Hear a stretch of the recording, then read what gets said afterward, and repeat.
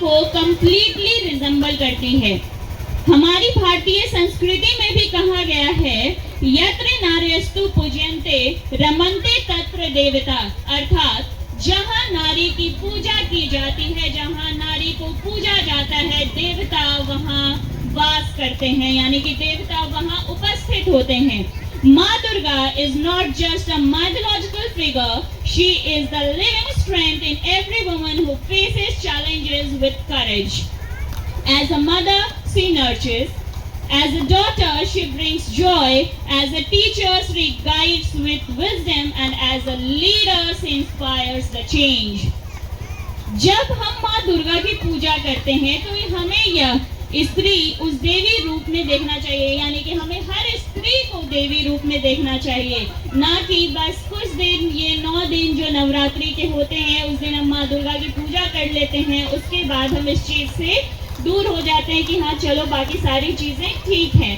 पर हमारे घर में मौजूद माँ, हमारे घर में मौजूद हमारी पत्नी, हमारे घर में मौजूद हमारी बहन एवं बेटियां, हर एक रूप में हमारे आसपास माँ दुर्गा उपस्थित होती हैं। तो सिर्फ 9 दिनों की पूजा नहीं, बल्कि हर एक दिन उस हर एक नारी की पूजा करें जो आपके आसपास हैं और आपके जीवन में एक नया हर्षोल्लास, आपके जीवन को एक दिशा देती हैं। नवरात्रि के 9 दिन माँ दुर्गा के 9 रूपों की पूजा की जाती है। These 9 forms are not just religious stories but also life lessons. They teaches us to be patient like Shailputri, disciplined like Brahmacharini, brave like Kalratri, and wise like Siddhiratri. In the same way, every woman has multiple dimensions. She can be gentle yet strong, emotional yet determined, soft-spoken but fearless. प्रिय विद्यार्थियों, हम अपने चारों ओर देखते हैं तो यह महसूस होता है कि Durga is not only in temples, she is present in our homes, in our classrooms and in our society. The mother who sacrifices her dreams for her child is Durga. The teacher who dedicated herself to shaping young minds is Durga. The daughter who fights against social barriers is Durga.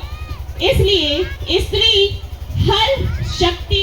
स्त्री हमें शक्ति देती है और स्त्री हर रूप में पूजनीय है।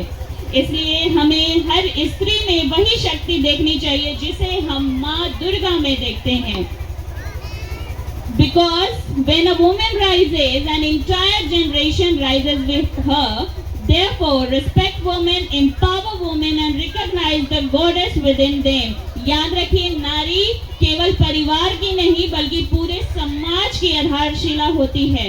So on this Navratri, let us not only worship Ma Durga with rituals, but also honor the living Durga around us, our mother, sister, wives, teachers, and even the daughters.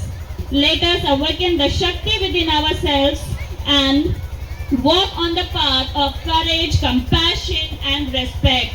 That's all from my side for this occasion. And एक बार फिर से बोलिए, जय माता दी, जय माता दी, शेरा वाली मैया की।